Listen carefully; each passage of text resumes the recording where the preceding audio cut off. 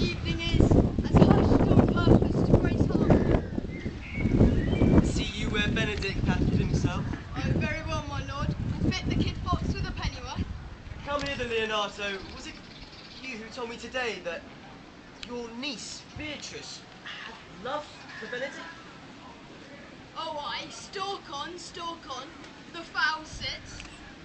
And I never thought that lady would have loved any man. No, nor I neither, but most wonderful that she should choose to dote on Signor Benedict. By my troth, my lord, I cannot tell what to think of it, but that she loved him with an enraged affection. Maybe she doth counterfeit. Faith like enough. Oh no, counterfeiter. Never was there counterfeit of passion came so close to the life of passion as she discovers it.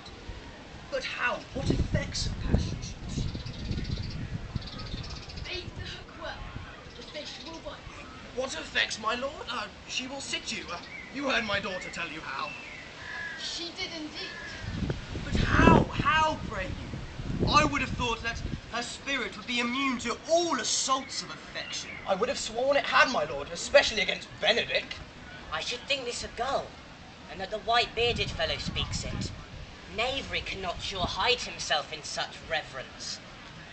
You've ta'en the infection. Hold it up. Has she made her love known to Benedict? No, and swear she never will. That's her torment. 'Tis true. So your daughter says, "Shall I," says she, "that have so often counted with scorn, write to him that I love him?"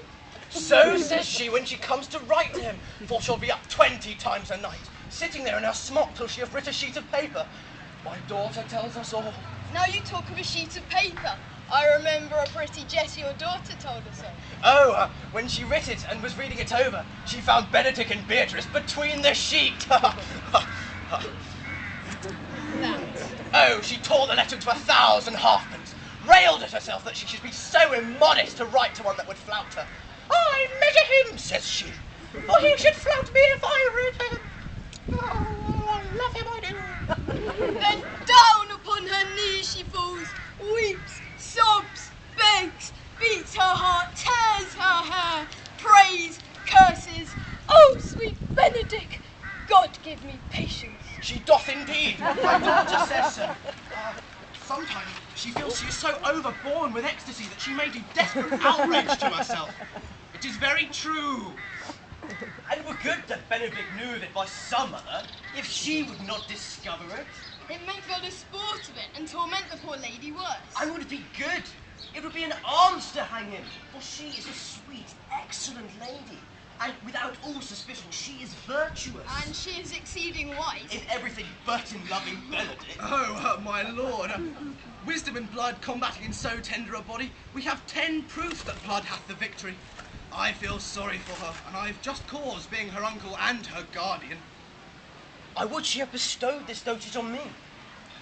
I would have doffed all other respects, and made a half of myself. Were it good, think you? Hero thinks that surely she will die.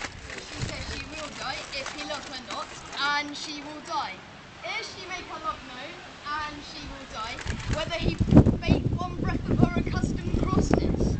She doth well. If she were to tender her love, there is still possible that Benedict may scorn it, for, as we all know, he doth have a contemptible spirit. He's a very proper man. He indeed has that happy outward appearance. Before God, and in my mind, very wise. He indeed shows some form of what appears to be wit. And I take him to be valiant. As Hector, and in managing of this quarrel, I assure you, he avoids it with most discretion, or undertakes it with a most Christian-like fear. If he do fear a god, he ought to keep the peace, and if he do break the peace, he should enter into a quarrel with fear and trembling. Well, I am sorry for your niece. Shall we go and tell Benedict? Never tell him, my lord. Let her wear it out with good counsel. Nay, that's impossible. She should wear her heart out first. But we will find out more from your daughter. We should say, I do love Benedict well, but he must take a hard look at himself, and to see that he is not deserving of such a good lady. Would you walk, my lord? I believe dinner is ready. do not dote on her upon this. I'll never trust my expectations. The sport will be when one holds another on one's dotage. That's the scene I would like to see. It would be but a dumb show. Should we go and call him for dinner?